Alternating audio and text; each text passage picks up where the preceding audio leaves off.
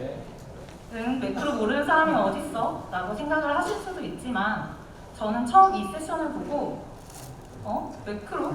쉽지 않을 수도? 라는 생각이 들었었어요. 이제 이 쉽지만은 않은 매크로를 조금이라도 쉽게 이해를 하러 가볼까요? 그럼 매크로가 도대체 무엇인지부터 시작을 해보겠습니다. 여러분은 매크로 할 때 어떤 생각이 먼저 들으셨나요?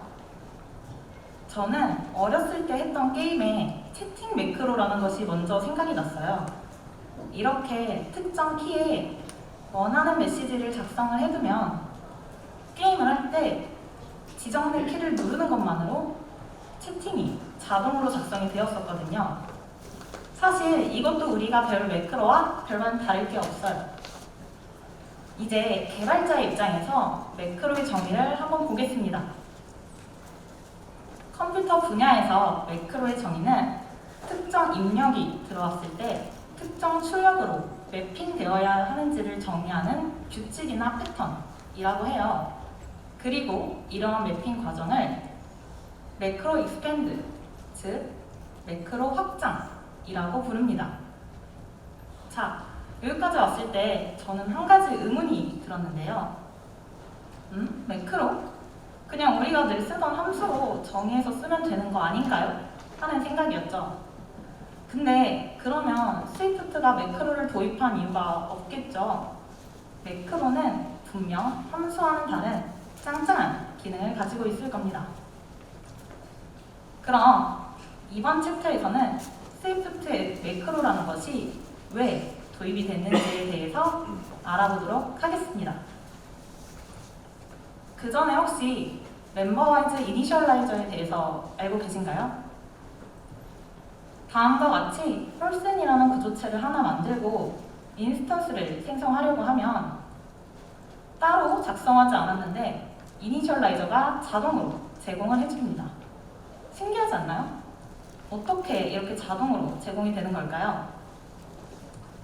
바로 스위프트가 컴파일러단에서 이 회색 상자의 코드를 프로그램에 자동으로 삽입을 해주기 때문입니다. 컴파일러가 자동으로 삽입을 해주는 코드라니, 그럼 저는 이런 생각도 들었어요. 스트럭트 선언에는 소들이 짱인지의 여부를 나타내는 이즈 소들 베스트란 프로퍼티도 컴파일러가 자동으로 추가를 해주면 안 되나? 하는 생각이죠. 네, 방법은 있어요. 우리 스위프트 컴파일러는 오픈소스이기 때문에 비디오 회의에 직접 참여를 하셔서 스위프트 프로젝트 리더들에게 소들 베스트 프로퍼티 추가해달라 하고 얘기를 하셔서 통과를 하시면 됩니다. 확장성 있는 프로세스는 절대 아니죠. 그래서 매크로가 등장을 했습니다. 매크로를 사용하면 컴파일러를 수정하지 않고 스위프트 패키지에 코드를 배포할 수 있는 방식이기 때문에 원래 코드에 이렇게 베스트 소들 매크로를 적용하는 식으로 원하던 프로퍼티를 자동으로 우리 코드에 추가를 할 수 있습니다. 매크로를 사용하면 우리만의 언어적인 기능을 스위프트에 추가할 수 있어진 것이죠. 이제 스위프트 매크로가 어떤 이점을 갖는지에 대해서는 어느 정도 느낌이 오셨을 거라고 생각을 합니다. 그럼 다음으로 넘어가 보겠습니다. 이번에는 스위프트에서 매크로를 설계할 때 어떤 철학과 목표를 고려해서 만들었는지 총 4가지로 살펴볼 건데요. 스위프트 매크로의 첫 번째 디자인 철학입니다. 매크로를 사용할 때 명확하게 알 수 있어야 합니다. 매크로라는 것은 누가 봐도 너 매크로라고 할 정도로 알 수 있어야 한다는 거죠. 이를 위해서 구분할 수 있는 것이 바로 이 샵과 기호입니다. 스위프트 매크로의 두 번째 디자인 철학입니다. 매크로에 전달된 코드가 매크로에서 반환되는 코드가 완전하고 오류가 없는지 확인이 되어야 합니다. 코드를 보면 바로 이해가 될 텐데요. 첫 번째는 매크로의 매개 변수에 불완전한 표현식을 전달하여 컴파일 에러가 발생을 한 것입니다. 두 번째는 매크로의 매개 변수의 타입이 스트링인데 int 타입을 전달하여 컴파일 에러가 발생을 한 것입니다. 따라서 이 말은 실제 매크로는 입력값의 유효성을 검사하고 컴파일러의 경고나 오류를 발생시킬 수 있다는 말이 됩니다. 스위프트 매크로의 세 번째 디자인 철학입니다. 매크로는 확장이 예측 가능해야 하고 부가적인 방식으로 프로그램에 통합이 되어야 합니다. 네, 무슨 말인지 하나도 모르겠죠? 이 코드에서 start doing thing이와 finish doing thing은 평소 메서드를 호출할 때랑 같아 보입니다. 근데 중간 부분은 샵이 들어간 걸로 봐 매크로를 호출하고 있다는 것을 알 수 있어요. 앞서 매크로가 부가적인 방식으로 프로그램과 통합이 되어야 한다는 말은 매크로가 다른 함수의 실행을 막는다거나 갑자기 매크로 실행 도중 다른 메서드로 이동하지 않는다는 것을 뜻합니다. 스위프트 매크로의 마지막 디자인 철학입니다. 매크로는 알 수 없는 마법이 되어서는 안 됩니다. 앞서 구조체를 만들고 이니셜라이저를 별도로 작성하지 않으면 컴파일러가 알아서 멤버와이즈 이니셜라이저 코드를 추가해준다고 했었죠. 이와 같은 방식으로 우리가 매크로를 사용할 경우 컴파일러는 매크로에 정의되어 있는 코드를 이렇게 우리 코드에 자동으로 포함을 시켜줍니다. 그리고 우클릭을 통해서 매크로에 의해 확장된 부분을 X코드에서 바로바로 확인을 할 수 있습니다. 또한 내부에 브레이크 포인트를 설정하거나 디버거로 진입을 할 수도 있습니다. 매크로의 디자인 철학에 대해서도 다 알아왔으니 다음으로 넘어가 볼 텐데요. 이번에는 매크로의 동작 방식에 대해서 보겠습니다. 먼저 아주 간단한 매크로에 대해서 보고 갈 건데요. 다음과 같이 int 결과값과 스트링의 식을 나타내는 튜플을 이렇게 여러 개 만들려고 해요. 이를 위해서는 먼저 1+1과 같은 표현식을 입력하고 이걸 그대로 복사 붙여넣기 해서 문자열로 옮기는 과정을 거쳐야 하겠죠. 네, 귀찮습니다. 옮기는 과정에서 혹여나 오타라도 발생을 한다면 두 표현식의 결과가 일치하지 않을 수도 있겠죠? 그렇다면 1+1을 넣으면 자동으로 해당 식에 맞는 튜플을 만들어주고 2-3을 넣으면 또 이처럼 만들어주는 뭔가가 있었으면 좋겠다 라는 생각을 혹시 하셨나요? 하셨겠죠? 그럼 이 역할을 하는 stringify라는 매크로가 있다고 해보겠습니다. 그러면 기존 코드에서 이렇게 좀 더 간결하고 쉽게 나타낼 수 있습니다. 그리고 이 샵이라는 기호를 통해 얘가 매크로라는 것을 우린 이제 알 수 있죠. 그렇다면 이 매크로는 과연 어떠한 플로우를 거쳐서 이러한 결과값을 우리에게 보내주는 걸까요? 이를 이해하기 위해서는 매크로의 동작 방식을 이해해야 합니다. 먼저 스위프트 컴파일러에서 샵 혹은 at 기호를 통해 매크로의 사용을 감지합니다. 그리고 컴파일러는 이 코드를 해당 매크로의 구현이 포함된 특수한 컴파일러 플러그인으로 전송을 합니다. 그러면 이 컴파일러 플러그인은 이렇게 확장이라는 매크로에 의해 생성된 새로운 코드 조각을 반환하게 되는 겁니다. 이제 컴파일러는 이 확장을 프로그램에 추가하고 기존 코드와 이 확장을 함께 컴파일을 하게 됩니다. 마치 우리가 직접 확장을 작성한 것처럼 동작하게 되는 거죠. 매크로의 동작 방식을 이해했으니 이제 매크로의 롤에 대해서 알아보도록 하겠습니다. 매크로 롤, 쉽게 말해 매크로에 대한 규칙 몇 가지라고 보시면 됩니다. 앞서 샵과 at 기호를 통해 매크로임을 알 수 있다고 했었는데요.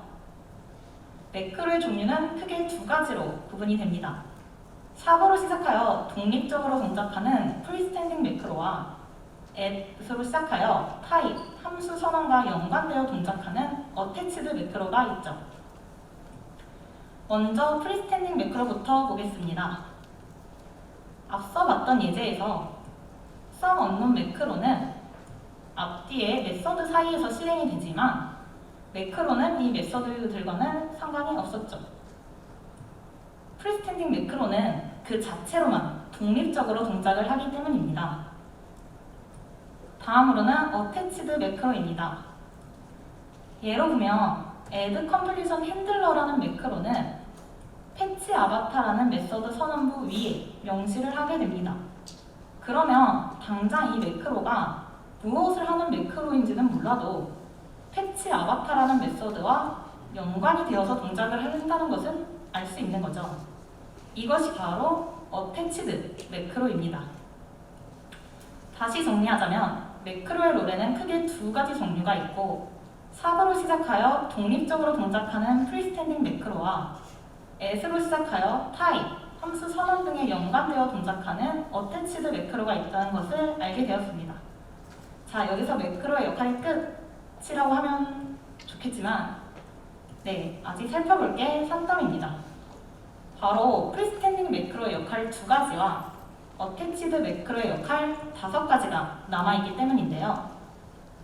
총 이 7가지 역할에 대해서 제대로 이해를 해야 어떤 상황에 어떤 매크로를 써야 하는지에 대해서 이해를 하실 수 있습니다. 먼저 프리스탠딩 매크로의 두 가지 역할 중 첫 번째, expression, 즉 표현식에 대해서 알아보겠습니다. 이 매크로는 표현식으로 확장이 되는 매크로를 뜻하는데요. 표현식이라는 것은 실행되고 결과를 생성하는 코드의 단위를 말합니다. 다음과 같은 선언이 있을 때 x 플러스 reduce 자체는 실행된 후 어떤 결과를 반환하기 때문에 이는 표현식입니다. 하지만 표현식은 재기적인 구조를 가지고 있어 이 x와 reduce 자체도 실행이 되었을 때 자신의 값을 반환하는 표현식이 됩니다.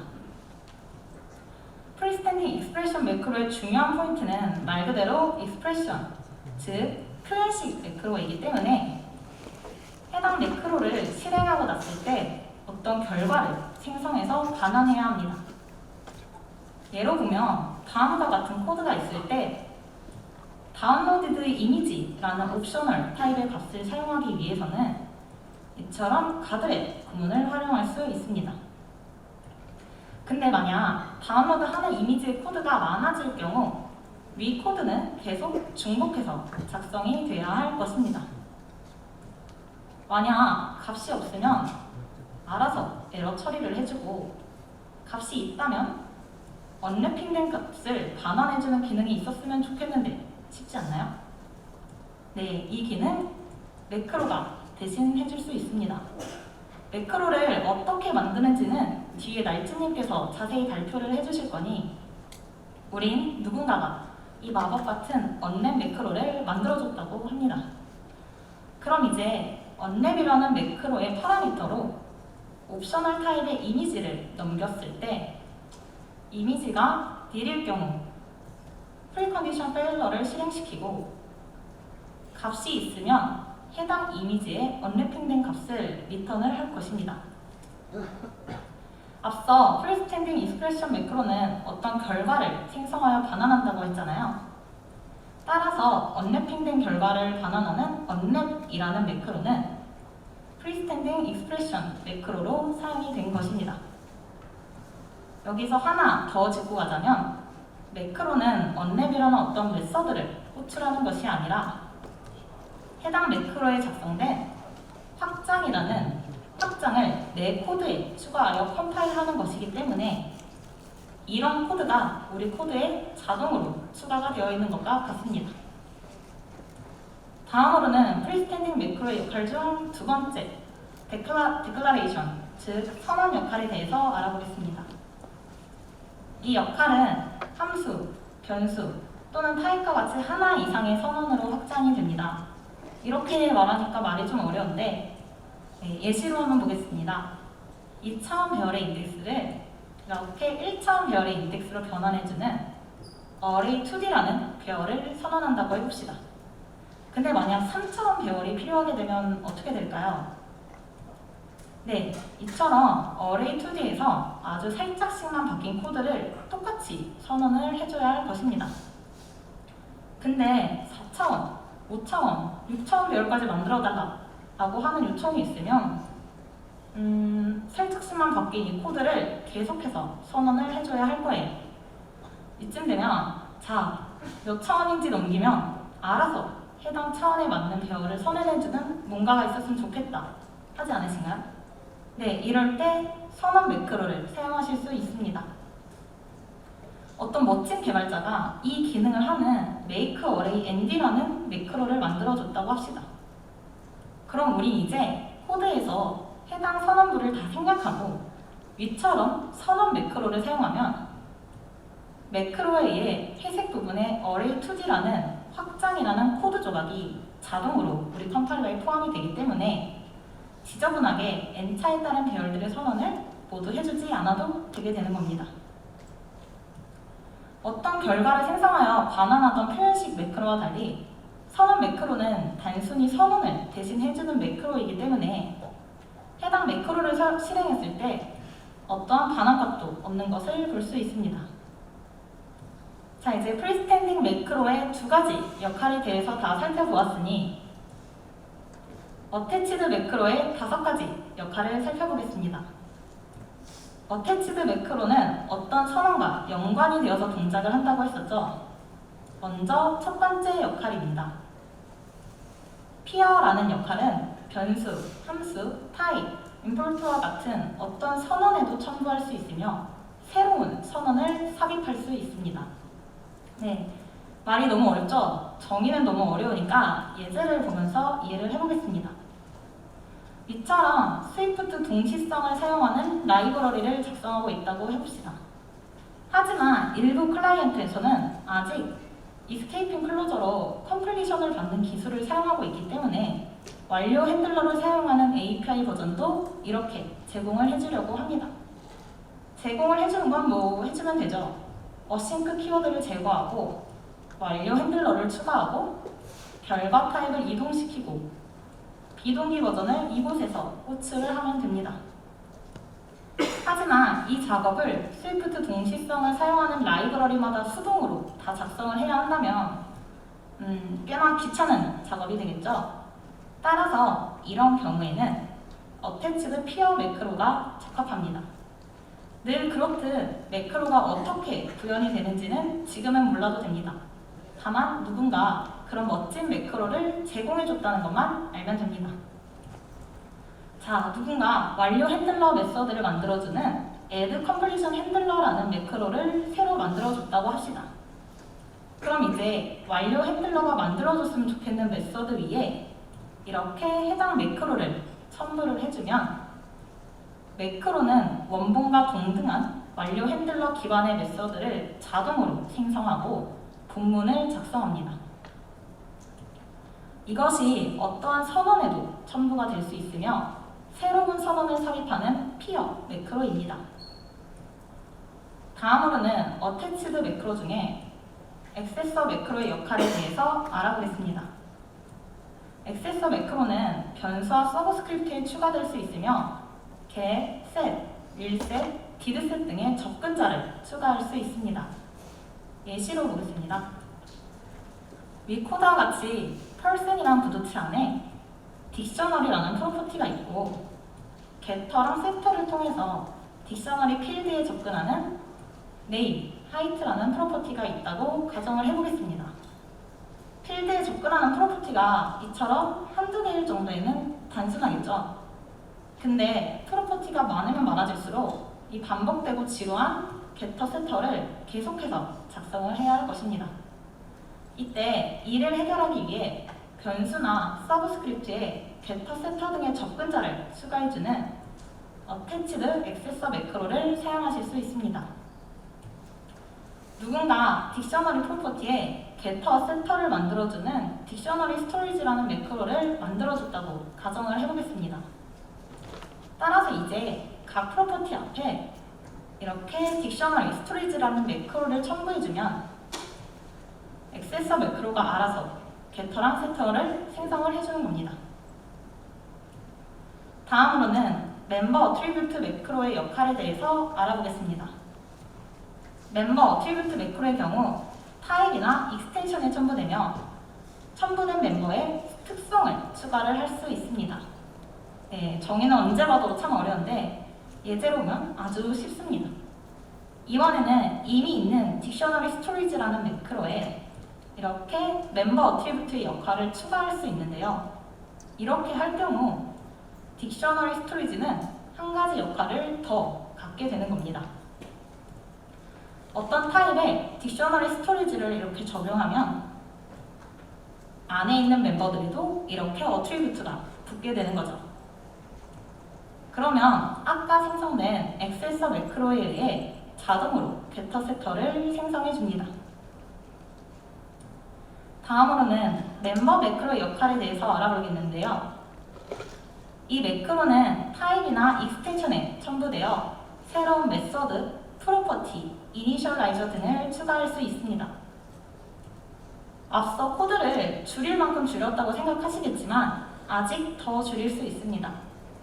이 이니셜라이저와 딕셔너리라는 프로퍼티는 이 구조체가 따르는 딕셔너리 리프레젠터블이라는 프로토콜에서 요구되는 사항인데요. 이 또한 매크로를 통해서 자동으로 추가가 되게끔 해보겠습니다.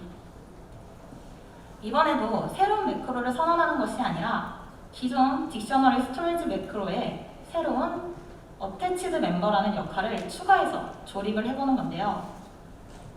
그러면 이제 추가적인 선언이 없이도 멤버 역할에 의해서 이니셜라이저와 딕셔너리라는 프로퍼티가 자동으로 생성이 되어 포함이 됩니다. 자, 이제 마지막입니다. 컨포먼스라는 역할에 대해서 알아볼 건데요. 컨포먼스라는 역할은 타입이나 익스텐션에 프로토콜 채택을 추가할 수 있습니다. 이 코드 줄일 만큼 줄였다고 생각을 했는데 우리의 스위프트는 아직 아니라고 하네요. 바로 이 딕셔너리 리프레젠터블이라는 프로토콜에 대한 채택인데요. 이 코드마저 없애보러 가보겠습니다. 이번에도 기존 딕셔너리 스토리지 매크로에 이렇게 새로운 어태치드 컨포먼스 역할을 추가로 조립을 하는 겁니다. 그러면 기존의 딕셔너리 리프레젠터블이라는 프로토콜도 이렇게 지울 수 있습니다. 딕셔너리 스토리지에 조합된 컨포먼스라는 역할이 대신 자동으로 이 프로토콜을 채택해주기 때문입니다. 매크로를 사용하기 전과 후의 코드를 비교해 볼 건데요. 이처럼 장황했던 코드가 매크로의 강력한 역할들로 인해서 이렇게나 간단해졌습니다. 앞서 공부한 7가지의 매크로의 역할에 대해 아는 것이 왜 중요할까요? 첫 번째로 매크로를 어디에 적용하는지를 매크로의 역할이 결정을 하기 때문입니다. 예를 들어 어태치드 액세서 역할의 경우 변수나 서브스크립트에 매크로를 적용할 수 있었다면 어태치드 멤버 어트리뷰트 역할의 경우에는 타입이나 익스텐션에 적용을 할 수 있었던 것처럼 말이죠. 매크로의 역할이 중요한 이유 중 두 번째는 매크로의 역할에 따라 코드가 어떻게 확장되는지를 나타내기 때문입니다. 예를 들어 프리스탠딩 디클러레이션 역할의 경우에는 이렇게 새로운 선언으로 확장이 되었다면 어태치드 멤버 역할의 경우 접근자로 확장이 되는 것을 알 수 있었죠. 매크로의 역할이 중요한 이유 중 마지막은 매크로의 역할에 따라 확장이 어느 곳에 삽입이 되는지 결정되기 때문입니다. 예를 들어 어태치드 피어 역할의 경우 동일한 객스에 확장이 삽입이 되었다면 어태치드 멤버 역할의 경우 적용된 타입의 내부에 확장이 삽입이 되는 것을 알 수 있었습니다. 따라서 우리는 이 7가지 매크로의 역할을 제대로 알고 사용을 해야 하는 겁니다. 그러면 실제 매크로를 어떻게 구현하는지에 대해서는 날지님이 이어서 발표를 해주시겠습니다.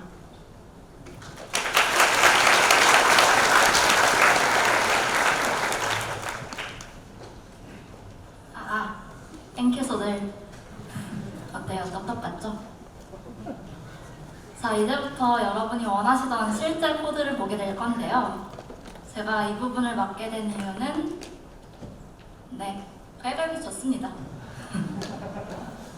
그래서 다시 인사드리자면 안녕하세요. 가위바위보 져서 뒷부분 맡게 된 날진입니다. 그럼 패키지 생성부터 시작을 해볼까요? 지금까지 소들님이 예시를 봤을 때는 매크로 짱이다, 무슨 마법 같다 라고 생각하셨겠죠? 근데 그거 아시나요? 사실은 그 마법 보슬이 저희였다는 걸요. 그럼 한번 만들러 가보겠습니다. 매크로는 다른 라이브러리들과 비슷하게 패키지 형태로 배포가 됩니다.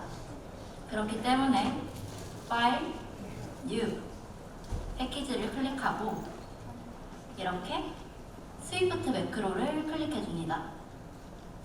참고로 제가 테스트한 건 엑스코드 15 베타 1이에요. 그리고 패키지 이름은 kwdc라고 해볼게요. 그럼 이런 파일들이 생겨 있는데요. 먼저 구조를 이해하기 위해서 패키지 파일부터 살짝 보겠습니다. 이곳이 타겟에는 매크로, 타겟, 익스큐터블 타겟, 테스트 타겟 4개가 정의되어 있는데요. 각각에는 SPM이 모듈로 컴파일하는 소스 파일들이 포함되어 있습니다. 실제 프로젝트 구조도 이곳에 명시된 각각이 모듈로 구성이 된 것을 확인할 수 있습니다. 그리고 프로덕트에는 외부에서 사용 가능한 타겟을 따로 명시해줄 수 있는데요. 무슨 말이냐면 나중에 이 kwdc 패키지를 추가할 때 선택할 수 있는 프로덕트가 이렇게 2개가 뜬다는 거죠. 이렇게 간단히 패키지 파일은 살펴봤으니까 그럼 kwdc 모듈 먼저 살펴볼 텐데요. 여기서는 매크로를 선언할 수 있습니다. 앞에 소들님과 봤던 매크로는 이런 형식이었죠? 여기서도 비슷하게 튜플로 확장되었던 stringify 매크로를 선언해 보겠습니다. 이러면 끝인 줄 알았죠? 사실 이 선언이 뒤에는 매크로의 구현부가 명시되어 있어야 합니다. 익스터널 매크로 키워드를 통해 별도의 플러그인에서 매크로를 확장하도록 관계를 정의할 수 있는데요. 안에는 이렇게 모듈과 타입이 명시되어 있습니다. 이는 즉 컴파일러가 매크로 확장 작업을 수행하기 위해서 kwdc 매크로스 모듈의 stringify 매크로 타입을 살펴봐야 한다는 것을 알려줍니다. 그럼 kwdc 매크로스 모듈로 가봐야겠죠? 이곳에서는 매크로의 실제 구현을 작성하게 될 건데요. 딱 봐도 생소한 편들이 많아 보이죠? 그러니까 우선은 아래 코드를 먼저 보겠습니다. 여기서 kwdc 플러그인의 providing macros에는 외부에 제공할 매크로의 타입을 넣어주면 됩니다. 여기서는 바로 위에서 정의한 stringify macro.self를 넣어주면 되겠죠? 이렇게 각 매크로는 자체적인 플러그인 내에서 구현을 정의합니다. 아까 잠깐 이 구현과 선언 사이의 링크를 익스터널 매크로가 생성한다고 말씀드렸잖아요. 이 내용을 프로젝트 구조에서 보면 이렇게 되는 거겠죠? 그럼 마지막으로 kwdc 클라이언트 모듈로 가보겠습니다. 이곳에서는 매크로의 동작을 테스트해 볼 수 있는데요. 따라서 kwdc 모듈을 임포트한 후에 매크로를 사용하고 타겟은 kwdc 클라이언트로 놓은 다음 런을 하면 이렇게 프린트 됩니다. 그럼 다음으로 넘어가 볼까요? 이제 매크로의 실제 구현을 살펴볼 텐데요. 지금까지 본 건 뭔데? 쉽긴 하지만 사실 앞에서 본 stringify 매크로는 엑스코드 기본 템플릿에 포함이 된 거고요. 아까 소들님이 이런 엄청 큰 코드를 매크로를 통해 작게 만들 수 있다고 하셨잖아요. 그럼 매크로가 원래 코드로 확장될 수 있게 구현해봐라 하면 전혀 모르겠죠? 그러니까 이제부터는 매크로의 구현에 대해 알아보겠습니다. 우선 딕셔너리 스토리즈 매크로에는 이 4가지 롤이 있었는데요. 각각의 롤에는 대응하는 프로토콜이 있기 때문에 딕셔너리 스토리즈 매크로 타입은 해당하는 4가지 프로토콜을 준수해야 합니다.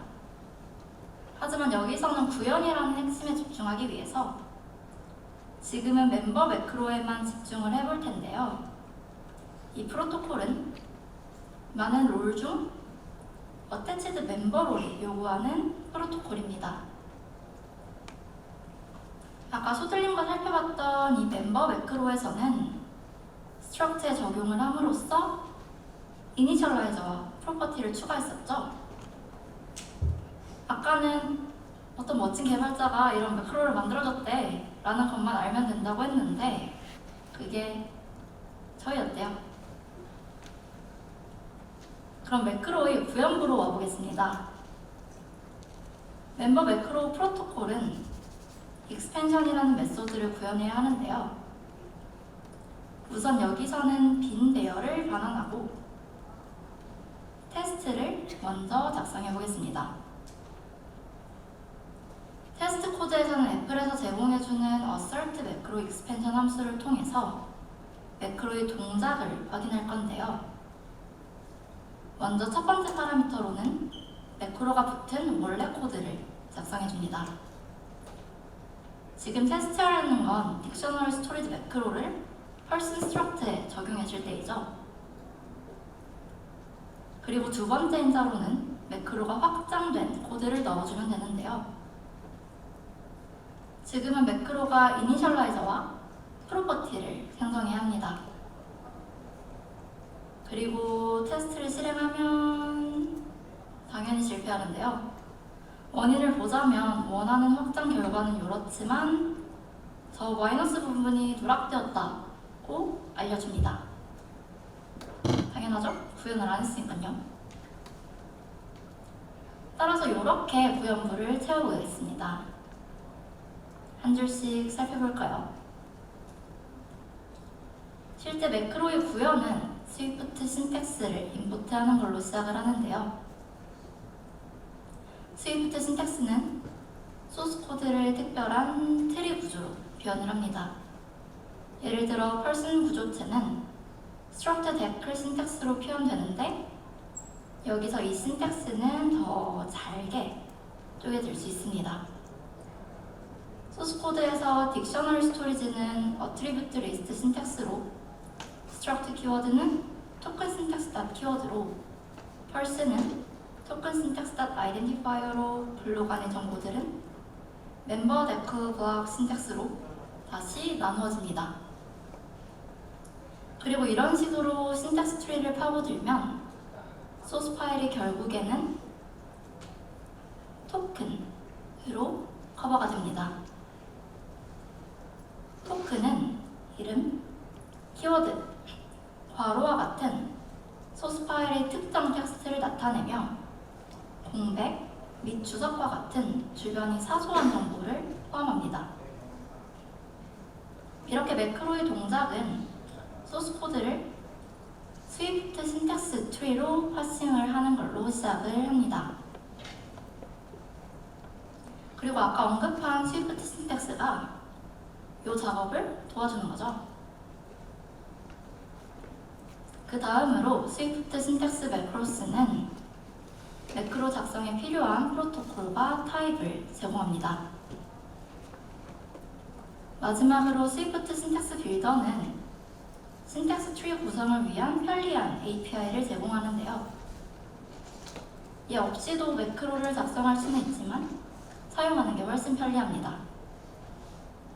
이게 무슨 말인지는 좀 이따 이해하시게 될 거고요. 이제 모든 준비가 완료됐으니까 실제로 플러그인이 제공해야 하는 딕셔너리 스토리지 매크로를 작성해 보겠습니다. 아까도 말했듯 이 익스펜션은 멤버 매크로 프로토콜이 요구하는 메서드고요. 그리고 얘는 스태틱입니다. 따라서 스위프트에서는 실제로 해당 타입의 인스턴스를 생성하지 않고 그저 메서드를 담는 컨테이너로 사용한다는 것을 알 수 있습니다. 이제 리턴 값을 볼 건데요. 멤버 매크로는 타입에 추가할 선언들이 목록으로 확장이 되기 때문에 여기서는 데클 신텍스 배열을 반환합니다. 여기서 데클은 데클러레이션, 즉 선언이 약자겠죠? 이제 바디에는 매크로가 추가하길 원하는 이니셜라이저와 프로퍼티를 작성했습니다.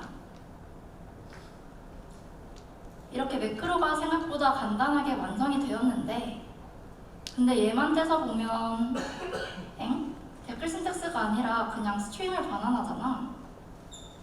문법도 원래 내가 쓰던 스위프트 문법인데? 라는 생각이 들 수 있습니다.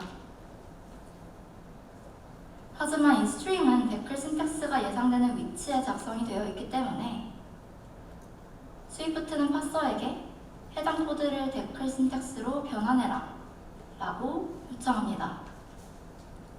이런 기능은 스위프트 신텍스 빌더가 제공하는 편의 기능입니다.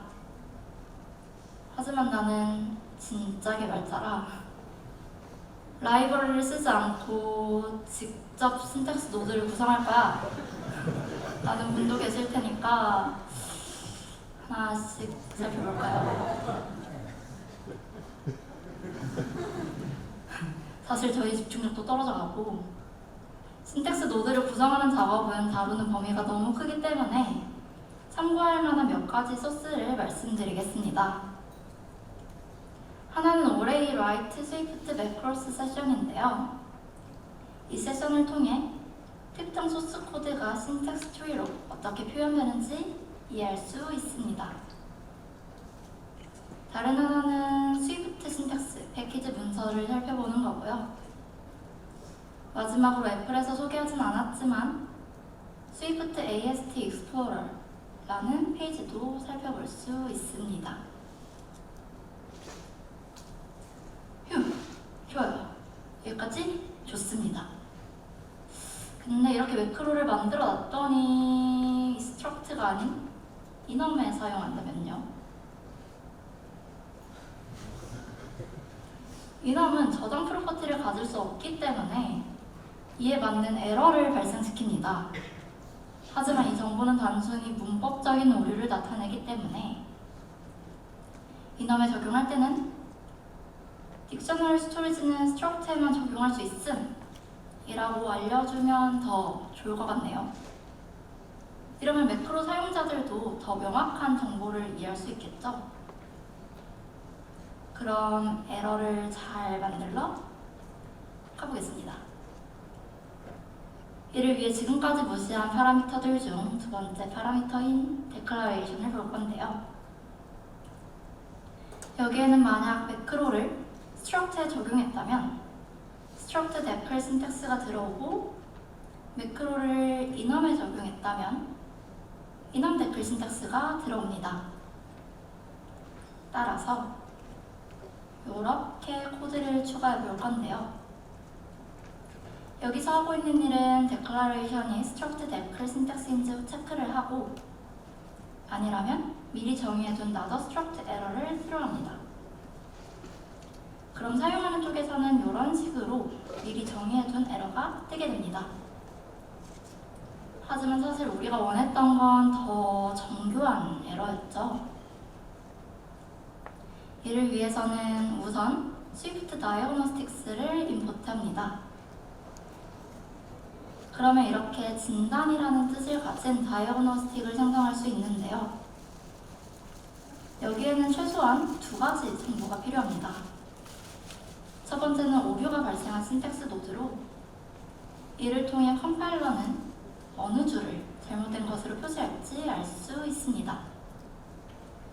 우리는 딕셔너리 스토리지 어트리뷰트의 에러를 표시하고 싶었죠.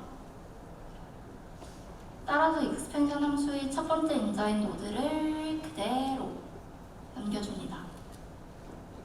그럼 여기서 노드가 뭔데? 라는 생각이 들겠죠? 여기에는 실제로 개발자가 사용한 매크로가 넘어옵니다. 따라서 PO를 찍어보면 SIN에 딕셔너리 스토리지 아이덴티파이어를 가진 어트리뷰트 신텍스를 확인할 수 있습니다. 이제 두 번째 인자를 보겠습니다. 여기서는 더 정교한 에러를 위해 컴파일러에 표시할 실제 메시지를 나타내는데요. 커스텀 타입을 생성한 다음 해당 인스턴스를 전달해야 합니다. 그럼 mylib 다이어그노스틱을 잠깐 보러 가볼까요? 여기서는 케이스로 에러나 워닝 케이스를 정의해두고 다이어그노스틱 메시지 프로토콜을 컨펌해서 필요한 여러 프로퍼티를 정의해야 하는데요. 우선 severity는 진단이 오류인지 경고인지를 지정합니다.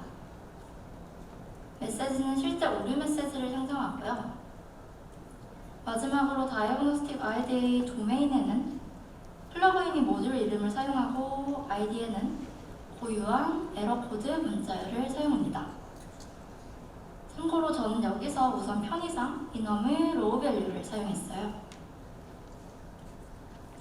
이렇게 인자로 들어갈 노드랑 메시지가 모두 준비되면 다이어그노스틱을 생성할 수 있고 해당 인스턴스를 context.diagnose의 인자로 넘김으로써 에러를 방출할 수 있습니다.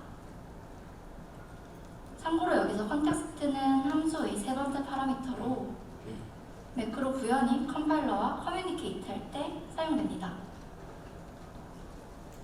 이제 실제로 이넘에 적용해보면 에러가 설정한 대로 뜨는 걸 확인할 수 있습니다. 필요하다면 훨씬 더 정교한 진단을 생성할 수도 있는데요. 예를 들어 엑스코드에서 픽스 버튼을 누르면 자동으로 적용되는 픽스 위치를 추가할 수도 있습니다. 그러면 이런 식으로 더 적절한 오류를 제공할 수 있겠죠? 그럼 주의사항으로 넘어가 볼까요? 여기까지 진행한 시점에서 날짜랑 시간을 삽입하는 매크로를 이렇게 작성해봐야지 라고 생각하는 분도 계실 텐데요. 그러시면 안 됩니다. 왜냐하면 매크로는 컴파일러가 제공하는 정보만을 사용해야 하기 때문입니다. 컴파일러는 매크로 구현이 순수 함수이며 제공된 데이터가 변경되지 않았다면 확장도 변경되지 않을 것이라고 가정하기 때문에 이를 우회하면 일관성 없는 동작이 발생할 수도 있습니다. 이런 규칙을 위반할 수 있는 일부 동작을 방지하기 위해서 플러그인은 안전한 샌드박스에서 별도의 프로세스로 실행이 되지만 그렇다고 해서 모든 부적절한 동작을 막는 건 아니기 때문에 그냥 매크로를 작성할 때는 외부 정보를 사용하지 않는 게 좋겠죠? 그럼 마지막으로 오늘 다룬 내용을 정리해 보겠습니다. 먼저 매크로를 통해 복잡한 코드로 확장되는 기능을 만들 수 있습니다. 매크로는 일반적으로 다른 API들과 같이 라이브러리에 선언되지만 실제 구현은 별도의 플러그인에 되어 있으며 이는 안전한 샌드박스에서 실행됩니다. 매크로의 롤은 매크로를 사용할 수 있는 위치와 매크로가 가능한 기능을 나타냅니다. 매크로를 만들기 위해서는 매크로 패키지 템플릿을 사용할 수 있는데요. 여기서는 시작하기 좋은 예시로 stringify 매크로가 포함이 되어 있었죠. 매크로를 작성할 때는 먼저 단위 테스트를 통해 원하는 대로 작동하는지 확인하는 것이 좋습니다. 마지막으로 매크로가 특정 상황에서 적용되지 않을 경우에도 맞춤형 오류 메시지를 출력해야 합니다. 이렇게 하면 문제가 발생해도 매크로가 유용하겠죠? 자, 여기까지가 매크로에 대해 준비한 내용인데요. 즐거우셨나요? 네. 사실 매크로의 전체적인 내용을 다룬 것 같지만 놀랍게도 시간상 그리고 흐름상 빠진 내용들도 있습니다. 따라서 매크로를 작성하실 분들이라면 꼭 여기 적힌 주 세션과 도큐멘트를 보는 것을 추천을 드릴게요. 그럼 다시 첫 장으로 돌아와서 과연 제목대로 매크로를 부수는 시간이었을까요? 아니면 부서지는 시간이었을까요? 모쪼록 전자에 가까웠다면 좋겠습니다. 그럼 나머지 시간도 즐거운 K-TOP 되세요. 감사합니다.